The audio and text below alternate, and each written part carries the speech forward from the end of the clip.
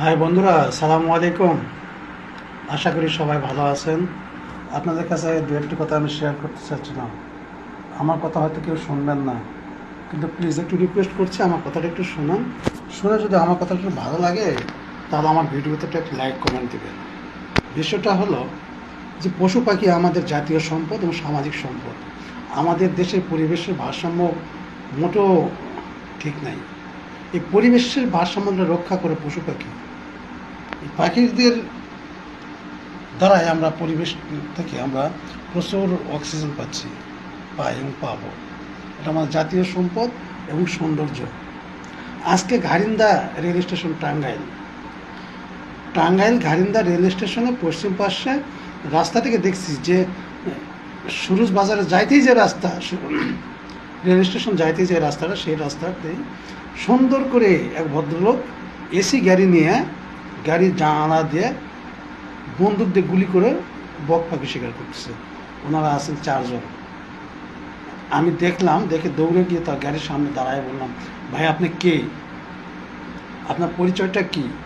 আপনি এভাবে পাখি শিকার করছেন কেন?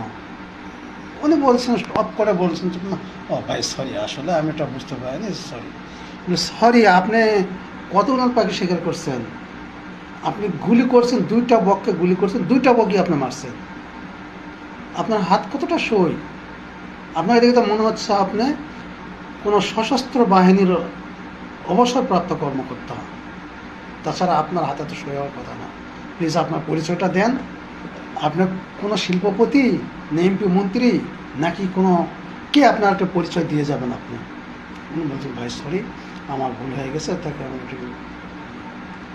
ওনার বন্দুকটা ধরছি, আপনার বন্দুক এখানে জমা দিয়ে যাবেন, আপনাকে আমি যাইতে দেবো না। আপনি যেই হন, আমার যা করেন তাই করেন, আপনার যাইতে দেব না আমি। তো ওনার রিকোয়েস্ট করলেন আমার কাছে, ভাই সরি, যাই হোক কিছু মনে করেন ভাই প্লিজ, এইগুলো আমার হাতটা চিপে ধরছে, ভাই ছেড়ে দেন, সরি, বুঝতে পারিনি ভাই। বলতে বলতেই জানালা ধরে লাগে, তো ড্রাইভার ঠাস করে গাড়িটা আমাদের চলে গেল। তো ভাই এখন আমি একটু কথা বলতে চাচ্ছি যে আপনারা তো ধনী লোক, আপনি এসি গাড়ি নিয়ে ঘুরতেছেন। ওনাকে দেখে আমার মনে হলো উনি কোনো শিল্পপতি হইতে পারেন, বা অবসরপ্রাপ্ত কোনো উচ্চ কর্মকর্তা হবেন, সশস্ত্র বাহিনীর সদস্য হবেন বলে আমার ধারণা। তার হাতের রিম এতটা তীক্ষ্ণ, প্রায় 50 ফিট দূরে 2টা বক পাখিকে গুলি করেন, 2টা বক পাখি সে মারা ফেলায়। আমার কথা হলো যে এই যে বক পাখিটাকে আপনি শিকার করলেন, গুলি করে হত্যা করলেন, এটা কোন আইনে আপনি পারেন? যে ভাই আমার সামনে পড়েছিলেন, সেই ভাই যদি এই ভিডিওটা দেখেন, তাকে আমি যে কথাগুলো বলেছিলাম সেই কথাগুলো স্মরণ করবেন, আপনার ছেলে মেয়ের কথা স্মরণ করবেন। আগের দিনে রাজা বাদশারা যেভাবে করতো, জমিদাররা যেমন করতো, প্রজাদের কাছ থেকে খাজনা নিত, ট্যাক্স নিত, আর বন্দুক নিয়ে পাখি শিকার করে বেড়াইতো। দেখেন রাজার রাজত্ব, বাদশার বাদশাহী, আর কিছু নাই ভাই। আপনারও ছেলে মেয়ে আছে, আপনি যদি মারা যান হঠাৎ করে, আপনার ছেলে মেয়ের কী হবে? একটু ভেবে দেখেন তো, আপনার বাচ্চার কি কষ্ট হবে না? হ্যাঁ, আপনি যদি বাচ্চাকে বাসায় রেখে আসেন, খাবার দাবার দেওয়ার মতো কেউ না থাকে, আর আপনি যদি হঠাৎ করে রাস্তায় পুরো মারা যান, তাহলে আপনার বাচ্চার কি হবে? পশু পাখির প্রতি কি আপনাদের একটু মায়া হয় না? একই, আমি সামান্য একটা ছোট্ট একটি বক পাখি আমি কুড়ে পেয়েছিলাম, 2টা পেয়েছিলাম, একটা মারা গেছে আর একটা জীবিত আছে। সেই বাচ্চাটাকে আমি একটু 2 দিন খাওয়াইছি। খাওয়ানোর পরে সেই বাচ্চাটা আমার দেখে আমার কাছে আসে, আমার আমার পোষ মানছে। কিন্তু আমার আম্মা ভুলবশত এই বাচ্চাটাকে একটা গরিব পরিবারকে বাচ্চাটা দিয়ে দিছে। সেই পরিবারটা এই পাখিটাকে জবাই করে খেয়ে ফেলছে। এই কথাটা শুনছে আমার 7 বছরের ছোট্ট একটা মেয়ে, 7 বছরের বাচ্চা, আমার তাসনিম।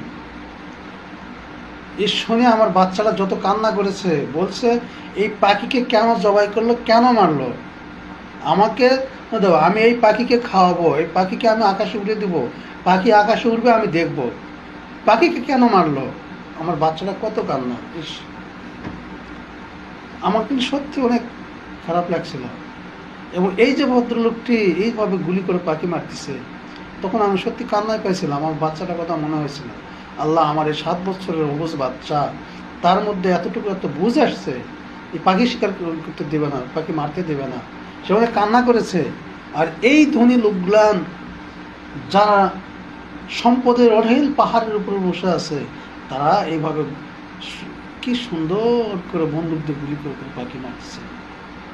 তাদের মনে কি একটু দয়া মায়া নাই?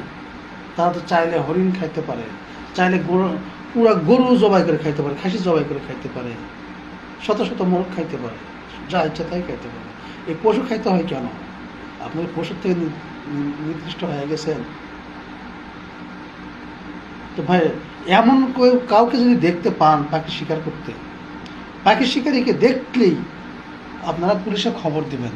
আপনারা কিছু করতে হবে না, তার বিচার পুলিশে করবে, আইনেই করবে। ইস, কি নির্মমতা! সবার কাছে অনুরোধ করছি, আমার ভিডিওটা একটু লাইক কমেন্ট করবেন যদি একটু ভালো লেগে থাকে। যদি ভালো না লেগে থাকে, লাইক কমেন্ট না করলেও এটা আপনার ইচ্ছা, কিন্তু কোনো পাখি শিকার করতে দেবেন না ভাই। পশু পাখি শিকার দেখলে সেখানে কঠোরভাবে প্রতিরোধ করে তুলবেন।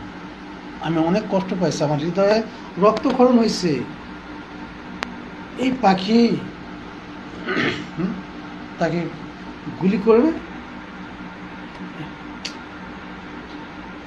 সেই ওই পাখিটা রেখেই ওরা দৌড় পালায় গেছে, গাড়ি টান দিয়ে চলে গেছে।